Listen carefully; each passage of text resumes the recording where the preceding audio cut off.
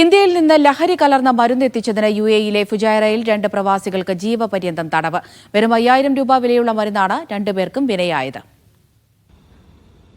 കഴിഞ്ഞ ജൂണിൽ ഫുജൈറ വിമാനത്താവളത്തിലാണ് മരുന്നുമായി എത്തിയ യുവാവ് പിടിയിലാകുന്നത്.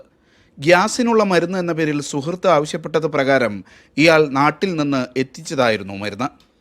925 ഗുളികകൾ ഇയാളിൽ നിന്ന് പിടിച്ചെടുത്തു. പരിശോധനയിൽ ലഹരി കലർന്ന മരുന്നുകളാണിതെന്ന് തെളിഞ്ഞു.